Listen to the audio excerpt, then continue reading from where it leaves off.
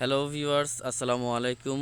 সকাল সকাল চলে এলাম সুন্দর একটা কুয়াশা আবৃত শুভ সকাল নিয়ে আপনাদের সামনে।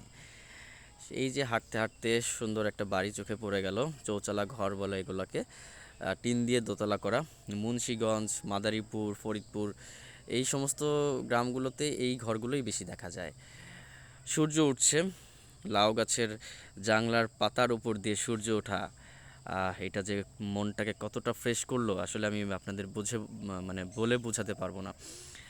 আর এই যে সকাল সকাল গ্রামের মানুষগুলো কাজে লেগে পড়েছে। এই যে সহজ সরল জীবনযাপন, এটা শুধু গ্রামেই সম্ভব।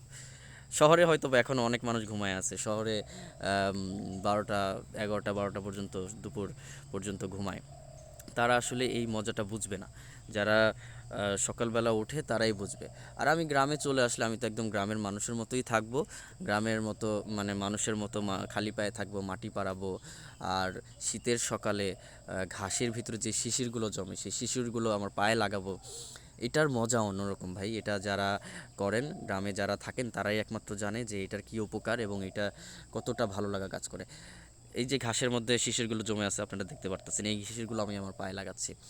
এবং যারা প্রতিদিন এই কাজটা করে, যারা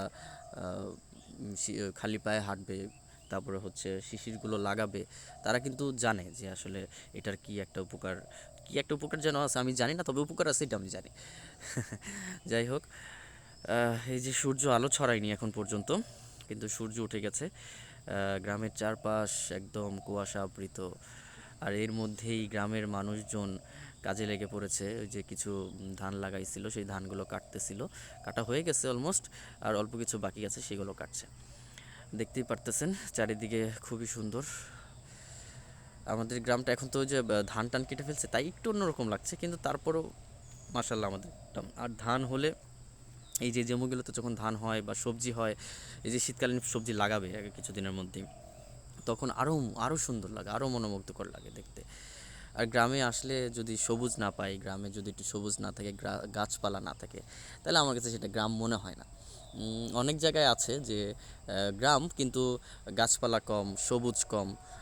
আমার কাছে ওই গ্রামগুলো কেন জানি আমার কাছে ভালো লাগে না। আমার কাছে গ্রাম মানেই বেশি বেশি গাছ থাকবে, গ্রাম মানেই মাটির গন্ধ থাকবে, ঘেরের গন্ধ থাকবে, গোবরের গন্ধ থাকবে। সরি, আপনারা অন্য কেউ, মানে আপনারা কেউ অন্যভাবে নেবেন না। আমি কিন্তু একদম মাটির কথা বলছি, গ্রামের কথা বলছি। গ্রামে যেটা হয়, আমাকে যে জিনিসটা টানে আর কি, খালি পায়ে হাঁটছি হাঁটছি হাঁটছি। যাই হোক, সবাই ভালো থাকবেন, সুস্থ থাকবেন। ইনশাল্লাহ নতুন কোনো ভিডিও নিয়ে আপনাদের সামনে আবার হাজির হব। গ্রামীণ কোনো বৈচিত্র্য নিয়ে, গ্রামীণ কোনো ঐতিহ্য নিয়ে আপনাদের সামনে আবার চলে আসবো। বাই বাই, ভালো থাকবেন।